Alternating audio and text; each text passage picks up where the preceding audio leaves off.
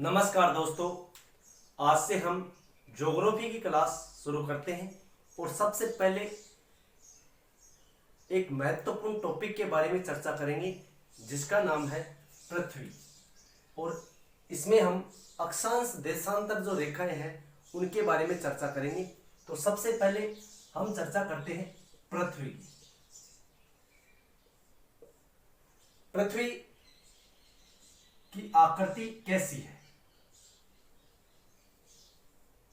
तो दोस्तों, पृथ्वी यानी ग्लोब, पृथ्वी का जो लघु रूप है उसे क्या कहते हैं? ग्लोब कहते हैं। क्या कहते हैं? ग्लोब कहते हैं।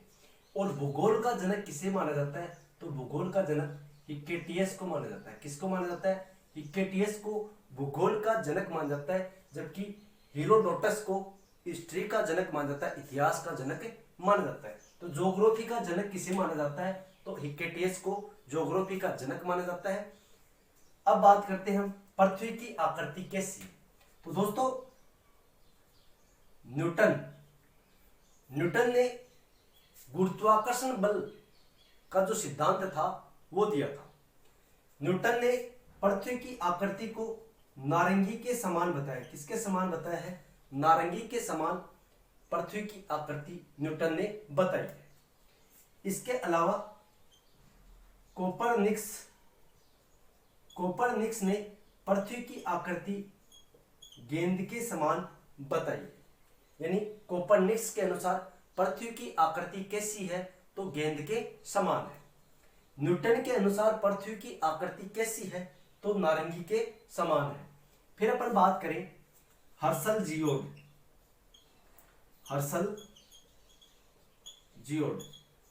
जियोड ने पृथ्वी की आकृति लघ्वाक्ष गोलाभ यानी पृथ्व्याकार बताइए। क्या बताइए? पृथ्व्याकार। किस आधार पर? पृथ्व्याकार बताइए। यानी पृथ्व्याकार आकृति किसने बताई है? तो हर्शल जियोड ने। अब क्वेश्चन ये उठता है कि पृथ्वी की आकृति के संदर्भ में अलग अलग विद्वान अलग अलग मत देते हैं। जैसे कोपरनिक्स ने गेंद के समान बताया, न्यूटन ने नारंगी के समान बताया, हर्शल जियोड ने पृथ्व्याकार बताया। तो वास्तव में पृथ्वी की आकृति कैसी है? तो पृथ्वी की आकृति लघ्वाक्ष गोलाभ के समान है। किसके समान है? लघ्वाक्ष गोलाभ के समान है। ठीक है दोस्तों, तो ये बात होगी पृथ्वी की आकृति के संदर्भ में। अब अपन चर्चा करते हैं कि जो पृथ्वी है उस पृथ्वी का अक्ष किसे कहते हैं और कक्ष किसे कहते हैं। ठीक है दोस्तों, सबसे पहले अपन चर्चा करें अक्ष की कि अक्ष किसे कहते हैं। तो पृथ्वी पर यह होती है 0 डिग्री देशांतर। इसके बाद ये एक रेखा खींची जाती है, यह होती है भूमध्य रेखा। ठीक है दोस्तों, अब जो अक्ष किसे कहते हैं और कक्ष किसे, लगभग एग्जाम में क्वेश्चन ये पूछा जाता है कि पृथ्वी अपने कक्ष पर कितनी झुकी हुई है, अक्ष पर कितनी झुकी हुई है, कक्ष से अक्ष पर कितनी झुकी हुई है, अक्ष से कक्ष पर कितनी झुकी हुई है। तो दोस्तों, जो ये क्षेत्र है इसे कहा जाता है कक्ष। क्या कहा जाता है? कक्ष। क्या कहा जाता है? कक्ष।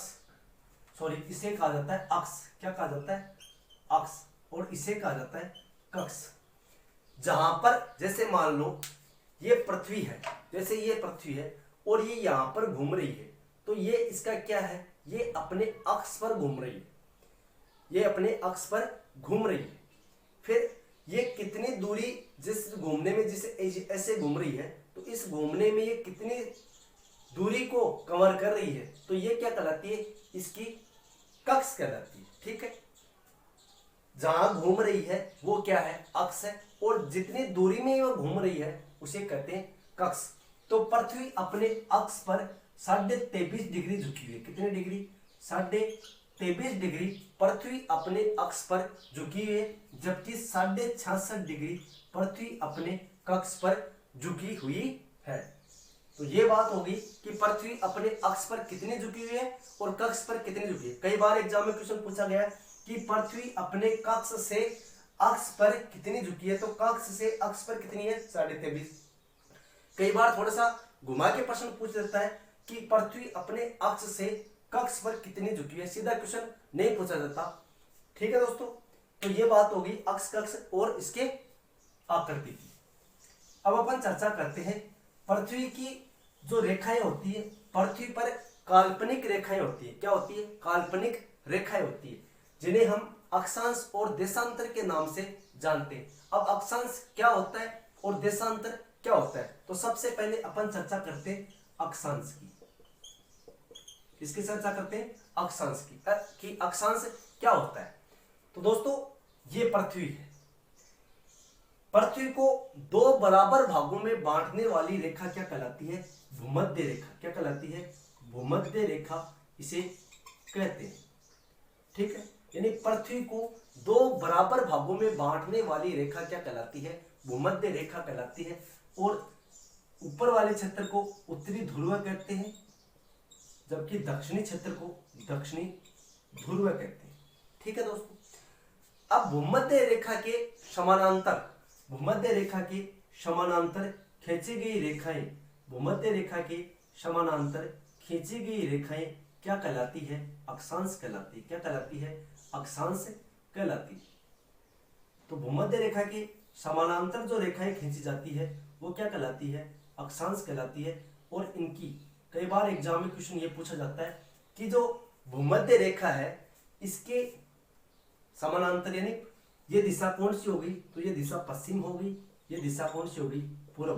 तो भूमध्य रेखा के समानांतर खींची गई रेखाएं अक्षांश कहलाती है, अर्थात पूर्व से पश्चिम मिलाने वाली रेखाएं क्या कहलाती है? अक्षांश कहलाती है।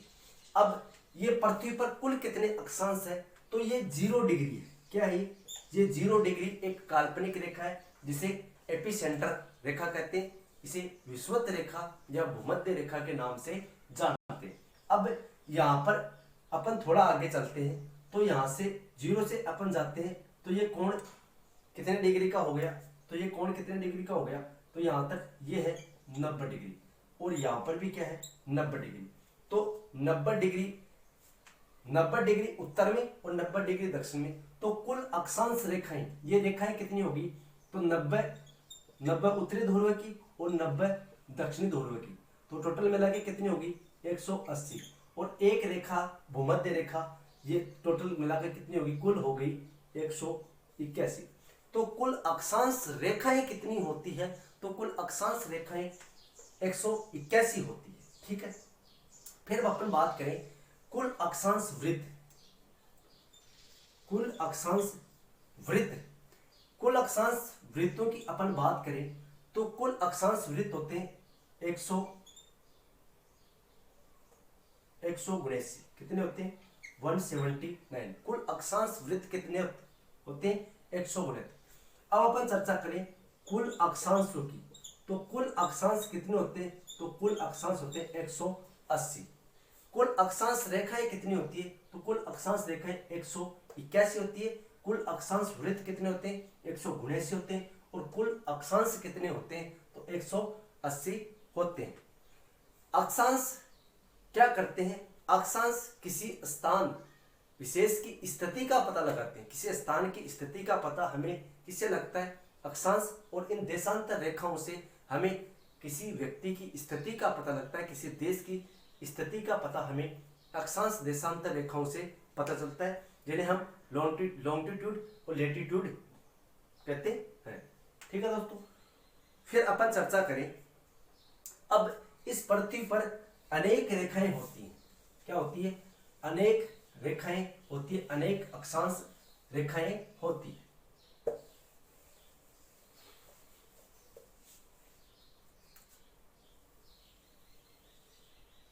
ठीक है दोस्तों, ये पृथ्वी, यहां से अपन अगर खींचे तो ये रेखा कौन सी होगी? तो ये होगी 0 डिग्री, 0 डिग्री अक्षांश रेखा।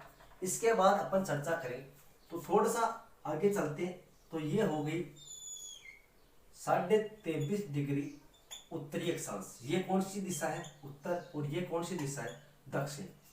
तो ये होगी 23.5 डिग्री उत्तरी अक्षांश रेखा, यानी 0 डिग्री अक्षांश रेखा को क्या कहते हैं? भूमध्य रेखा। कौन सी रेखा?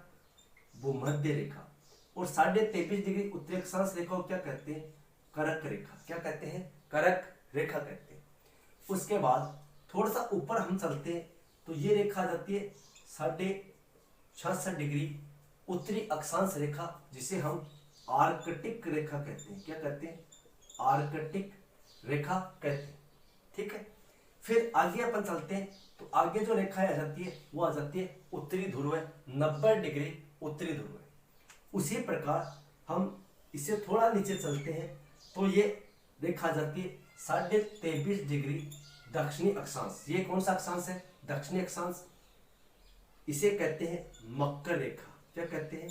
मकर रेखा। उसके बाद आगे जो काल्पनिक रेखा है वो है 66.5 डिग्री दक्षिणी अक्षांश रेखा, जिसे हम अंटार्कटिक रेखा कहते हैं। उसके बाद आगे चलते हैं और आ जाता है 90 डिग्री दक्षिणी अक्षांश, यानी जो दक्षिणी ध्रुव है वो आ जाता है। तो इस प्रकार पृथ्वी पर ये इंपॉर्टेंट रेखाएं खींच जाती है।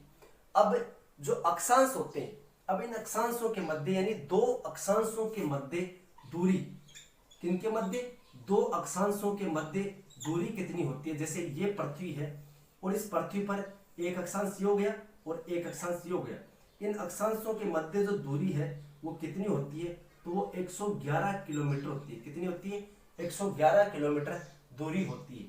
और इस जो खाली स्थान होता है, इस खाली स्थान को क्या कहते हैं? तो इस खाली स्थान को कटिबंध कहते हैं। क्या कहते हैं? कटिबंध कहते हैं। और पृथ्वी पर मुख्य रूप से 3 कटिबंध पाए जाते हैं। कितने कटिबंध? 3 कटिबंध पाए जाते हैं। अब 3 कटिबंध कौन कौन से होते हैं उनके बारे में अपन चर्चा करेंगे।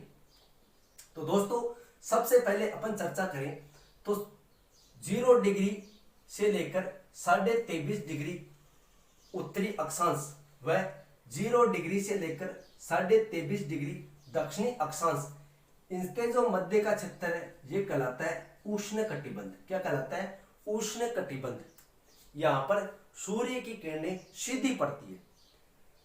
0 से लेकर यानी भूमध्य रेखा से लेकर करक व मकर रेखा तक का क्षेत्र क्या कहलाता है? उष्ण कटिबंध। यहां पर सूर्य की किरणें सीधी पड़ती है।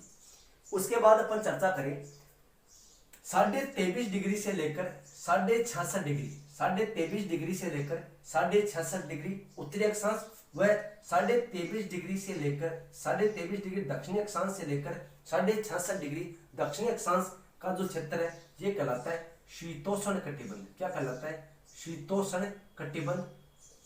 क्या कहलाता है? शीतोष्ण कटिबंध।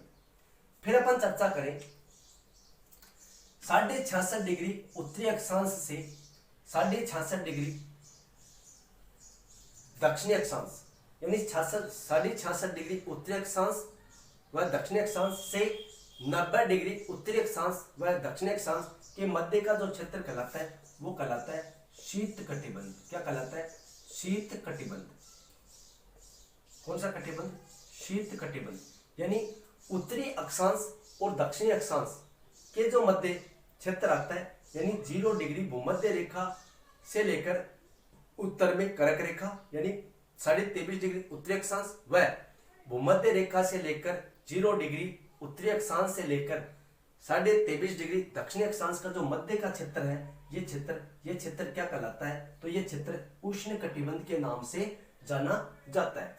फिर अपन चर्चा करें 23.5 डिग्री उत्तरी ध्रुव से दक्षिणी ध्रुव यानी 23.5 डिग्री उत्तरी अक्षांश व 23.5 डिग्री दक्षिणी अक्षांश से 66.5 डिग्री उत्तरी अक्षांश व दक्षिणी अक्षांश के मध्य का जो क्षेत्र है वो क्या कहलाता है? तो ये शीतोष्ण कटिबंध कहलाता है। क्या कहलाता है? शीतोष्ण कटिबंध का क्षेत्र कहलाता है। तो ये क्षेत्र कौन सा हो गया? शीतोष्ण कटिबंध का क्षेत्र। और जो बाकी जो क्षेत्र बच गया जो 66.5 से लेकर 90 डिग्री के मध्य का जो क्षेत्र है वो क्या कहलाता है? तो 90 डिग्री के मध्य का जो क्षेत्र है यानी 66.5 से लेकर 90 डिग्री NS नॉर्थ पोल व साउथ पोल का जो क्षेत्र है वो शीत कटिबंध कहलाता है। यानी सूर्य की किरणें यहाँ पर सीधी नहीं पड़ती बल्कि सूर्य की किरणें क्या पड़ती है? तिरछी पड़ती है। इसलिए यहाँ पर 6 महीने के दिन व 6 महीने की रातें होती है। तो पृथ्वी पर कटिबंध कितने? 3, उष्ण कटिबंध, शीतोष्ण कटिबंध और शीत कटिबंध। ठीक है, रेखाएं कितनी होती हैं? तो कुल अक्षांश कितने होते हैं? कुल अक्षांश 180 होते हैं, कुल अक्षांश रेखाएं 181 होती है, कुल अक्षांश वृत्त 179। आर्कटिक 66.5 डिग्री उत्तरी अक्षांश रेखा आर्कटिक, 66.5 डिग्री दक्षिणी अक्षांश रेखा अंटार्कटिक, 0 डिग्री उत्तरी अक्षांश जो रेखा 0 डिग्री अक्षांश रेखा वो भूमध्य रेखा, 23.5 डिग्री उत्तरी अक्षांश रेखा कर्क रेखा, 23.5 डिग्री दक्षिणी अक्षांश रेखा उसे मकर रेखा के नाम से जाना जाता है। अब दो अक्षांशों के मध्य दूरी 111 किलोमीटर होती है और खाली स्थान को क्या कहते हैं? दो अक्षांशों के मध्य जो खाली जगह होती है उसे कहते हैं कटिबंध। क्या कहते हैं? कटिबंध। और पृथ्वी पर कितने प्रकार के कटिबंध पाए जाते हैं? 3 प्रकार के, उष्ण, शीत, शीतोष्ण और उष्ण। ठीक है दोस्तों, तो ये बात हो गई अक्षांश। अब अपन चर्चा करते हैं कि जो अक्षांश रेखाएं होती हैं, इन अक्षांश रेखाओं में सूर्य की क्या क्या स्थिति होती है।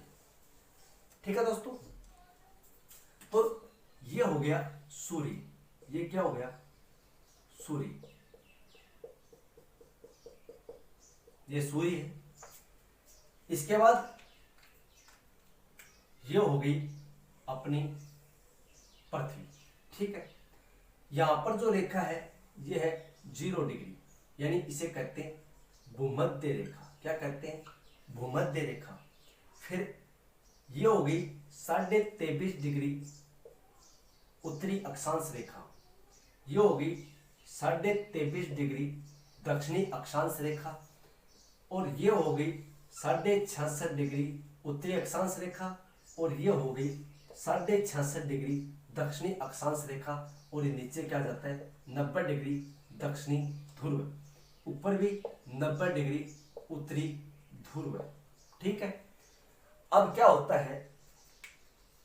जब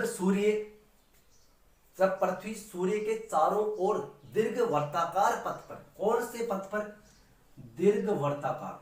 ध्यान रखना, ये क्वेश्चन बहुत बार पूछा गया है कि पृथ्वी सूर्य के चारों ओर किस पथ पर चक्कर लगाती है? तो दीर्घ वर्ताकार पथ पर चक्कर लगाती है। ठीक है दोस्तों, अब अपन चर्चा करें कि सूर्य भूमध्य रेखा पर सीधा कब चमकता है? तो भूमध्य रेखा पर सूर्य वर्ष में 2 बार सीधा चमकता है। सबसे पहले 21 मार्च को जब सूर्य भूमध्य रेखा पर सीधा चमकता है तो इस स्थिति को क्या कहते हैं? जब सूर्य का भूमध्य रेखा पर सीधा चमकने की घटना क्या कहलाती है? तो इसे विषुव कहते हैं। क्या कहते हैं?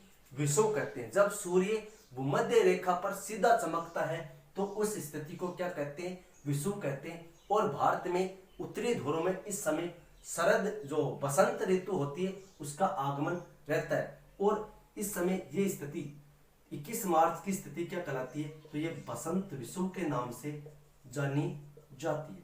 ठीक है, सूर्य का भूमध्य रेखा पर सीधा चमकना क्या कहलाता है?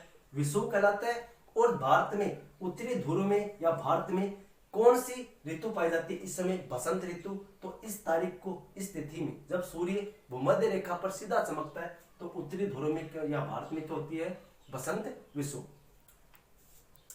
इसके बाद सूर्य अपनी जगह स्थिर है, पृथ्वी सूर्य के चारों ओर चक्कर लगाती है। जब सीधा, उसके बाद सूर्य की किरणें सीधी किसके ऊपर पड़ती है? कर्क रेखा पर पड़ती है। तो कर्क रेखा पर सूर्य की जो किरणें, ये रेखा कौन सी होगी? तो ये कर्क रेखा, और ये कौन सी रेखा? मकर रेखा। जब सूर्य की किरणें कर्क रेखा पर सीधी कब पड़ती है? तो 21 जून को सूर्य की किरणें कर्क रेखा पर सीधी पड़ती है। ठीक है दोस्तों, अब क्या होता है? सूर्य की किरणें या सूर्य का प्रकाश कर्क रेखा पर सीधा चमकना, जब सूर्य कर्क रेखा पर सीधा चमकता है तो इस स्थिति को क्या कहते हैं? तो इस स्थिति को ऐनांत कहते हैं। क्या कहते हैं? ऐनांत कहते हैं। क्या कहते हैं? ऐनांत कहते हैं। और 21 जून को क्या मनाया जाता है? कर्क ऐनांत मनाया जाता है। उसी प्रकार सूर्य 21 जून के बाद फिर दोबारा भूमध्य रेखा पर सीधा चमकता है। कब चमकता है? तो 23 सितंबर को सूर्य भूमध्य रेखा पर सीधा चमकता है, और इस वही घटना होती है भूमध्य रेखा पर सूर्य का सीधा चमकने की घटना क्या कहलाती है? विषुव कहलाती है। लेकिन जब 21 मार्च को सूर्य भूमध्य रेखा पर सीधा चमका तो ये बसंत विषुव, जब 23 सितंबर को सीधा भूमध्य रेखा पर चमकेगा तो ये शरद विषुव कहलाएगा। क्या कहलाएगा? शरद विषुव कहलाएगा। अब इस दिन क्या होता है तो इसका प्रभाव क्या होता है? दिन और रात क्या होते हैं? बराबर होते हैं। दिन और रात क्या होते हैं? बराबर होते हैं। 12 घंटे की रात होती है और 12 घंटे का दिन होता है। यानी संपूर्ण पृथ्वी पर क्या होगा? सूर्य उदय होगा। जब मान लो सूर्य की किरणें सीधी भूमध्य रेखा पर पड़ेगी तो सीधी तो भूमध्य रेखा पर पड़ रही है, लेकिन तिरछी कहां जाएगी? ध्रुवों पर जाएंगी। कहां पर जाएंगी? ध्रुवों पर सूर्य की किरणें तिरछी पड़ेगी तो संपूर्ण पृथ्वी पर सूर्य उदय होगा और दिन और रात बराबर होंगे। उसके बाद सूर्य मकर रेखा पर प्रवेश करेगा। कब करेगा? तो ये 22 दिसंबर को। कब? 22 दिसंबर को सूर्य मकर रेखा पर सीधा चमकेगा।